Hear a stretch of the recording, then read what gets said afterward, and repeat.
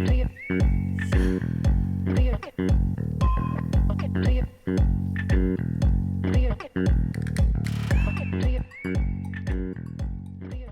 name is Lazandra Kaimenyi, lead stylist at Lazandra. This is a luxury brand that focuses on hair care, clients' hair care, hair products, protective styling, bridal styling, and most recently I've been really having fun with editorial styles. That means in music productions, in runways. That's where I've been exposed mostly. Yes, that's what I do. I'll be very much helpful into helping them tell their story through the hair. I take hair as my canvas.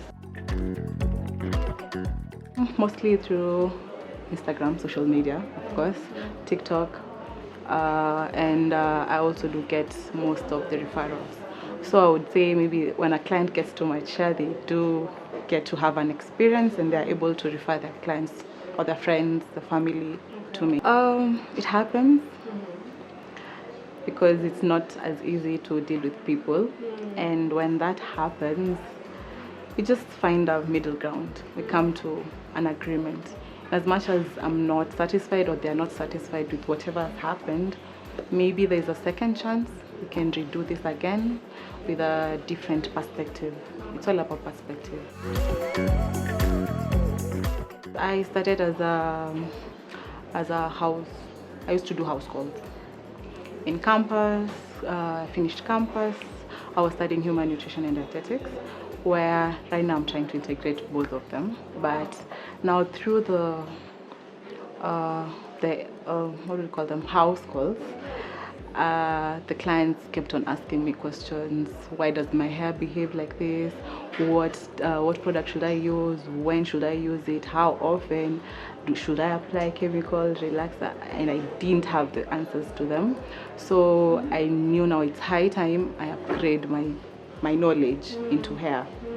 I enrolled to a school, got my professionalism from there, got to learn a lot about hair. Majorly now that I'm done with the school, I have to integrate the hair science into the styling. I can't give you a service and I know very well your hair can't be able to handle that kind of service. Okay. I'd rather just reschedule you or replan according to your schedule or how to do it, but I have to prioritize the health of your hair. Because what's the point, for example, I apply color to your hair, and then in 3 days time or 3 weeks time your hair is falling off. You don't know what to do to your hair, and already you had this conversation. So I'd rather, okay, first of all, before we get to that point, we should have already had a consultation, a conversation before the service, and we check all the boxes depending on what's on the consultation form. You sign it. If you don't agree to it, then we had this conversation before. I graduated the degree in human nutrition and dietetics. The diet that you eat is one of the factors that affects your growth. The hormones that you have are one of the factors that affect your hair. There's so many factors that come into it, and all of them will eventually trace it back to your diet. Take a point in case a lactating mom.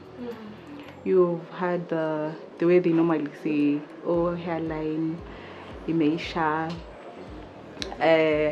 Since I started breastfeeding, my hairline is receding. At that point, I need to know how their hormones have changed, right? Their diet has changed. It's not the same as when they were not pregnant or when they did have this baby. At the same time, the styles that you used to have then, some of them, they have to let them go. Like, you cannot be doing micro twists or micro braids on the hair, because already the integrity is very prone to breakage. So I'd rather give you another alternative, and then when your hair regains the integrity, then you can get back to your hairstyle. The scalp skin is different from the overall skin. So that's why I've seen there are more trichologists nowadays, the doctor for the scalp. Yes, so if there's anything happening to your scalp, we'd rather go to a trichologist than to a dermatologist. Could be a change of maybe products I've been using, in the environment. How long ago did you wash your hair? What product did you use? What have you been eating? Have you been getting enough sleep? Have you been drinking water? It's a lot of things. That's why now we have to, if you're doing a consultation, we'll also have to do like an analysis. I get to touch your hair, feel it, and then I let it speak to me. I like the editorials. It's so much fun telling stories through hair. Like an example of the interaction we had with Poha competitions. I came in as a student of the year, student category. I didn't know what to do, but I knew hair is a crown. It's a crown that we women, even men, wear. We have to take care of it. It's when you wear it, you feel confident. When it's not as good as you want it to be, it will kidogo affect your confidence. It's an identity. Some people identify with their hair. So I just decided to come up with a crown. That's what I came up with now during the competition, and it turned out great, and I won. And yes, hair is our crown.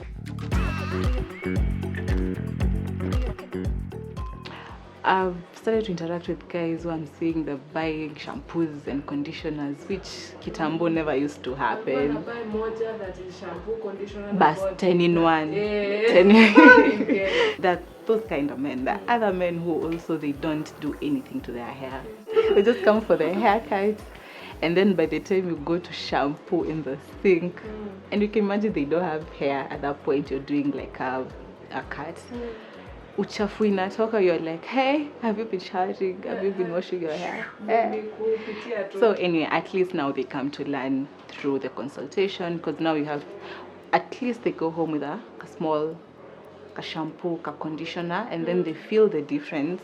The next time they're coming for the service, they'll be like, hey, yeah, I noticed a difference. My hair feels different. My hair, hata inanukia poa siku hizi, you know. And then also they're coming more to the salons to get the services. And I'm loving it actually. Yeah, it gets better. We all do take care of our hair. Yeah, because, okay, I'm basing it from the clientele that I've been having for the years that I've been working. I do get a variety from kids to 50s to 60s. I wouldn't say I've been working only on this clientele. Yeah, and mostly because of that, I've got to learn through my clients also what they need at different stages, because they also share their story and share my story. And yeah, so I'd say everyone takes care of their hair, not a specific age.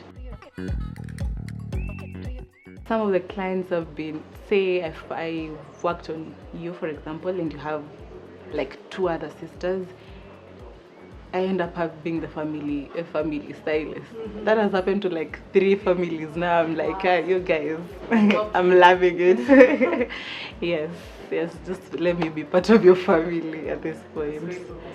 It's good for business. Yeah. They can find me on Instagram, Lazandra, LAZZIEN_hair. On TikTok, Lazandra, K.Lazandra.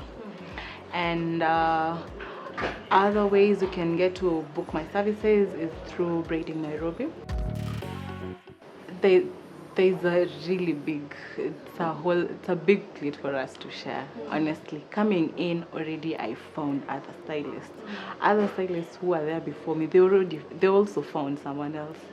And also, as I was in school, there are others who are also coming in, and they're coming in with so many new ideas. So if you're telling someone not to join the industry, you're clearly you don't want us to grow together. Because the newer generation will come with newer ideas, new technologies, new ways to do things, and easier ways. Because you're here to make life easier. So if you're stuck to the old ways, we'll be stagnant kidogo, and we don't want that for any industry per se. Yeah, we're seeing AI being integrated to every industry, into our booking. As I say, like when people are booking for the services, there are applications that you book through. Even the salon hapa kwa reception, there are technologies that are integrating into that. So mkitunyima space kwa industry sasa itakuwa ngumu. Na sisi wenye tuko already kwa industry, come, we need the new ideas. Just come. Yeah. Safe to say that you have to be on your toes. Yes.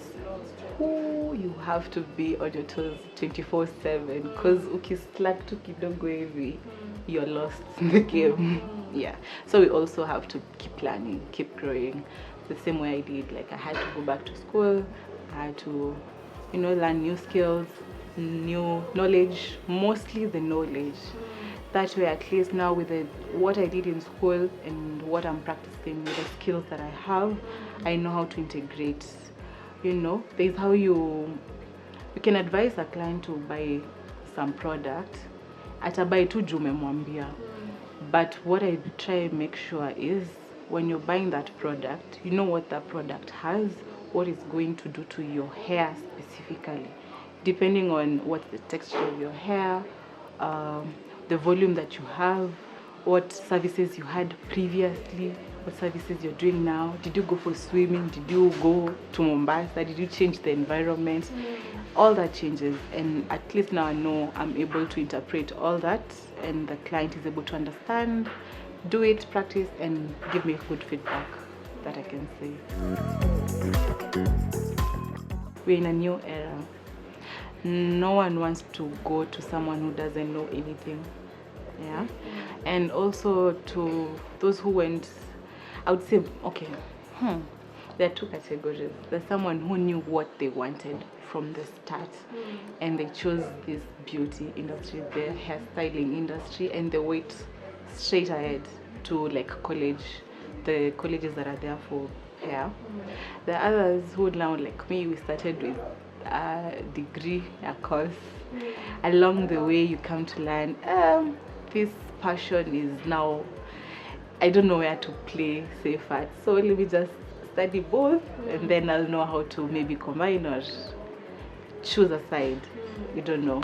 And then there are others who life is not very fortunate for them, so you'd find the scholarships, maybe the schools that are offering, they grab them. I mean, everyone wants to do something or to kupata do. So the scholarships they have, they are offered by the school.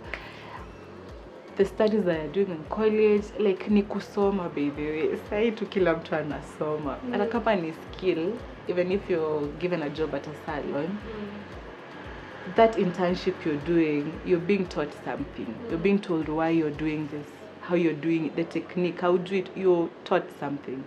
So, hii mambo ya kusema ati watu kwa industry hawajasoma, that's a big fat lie. Please cancel it kabisa.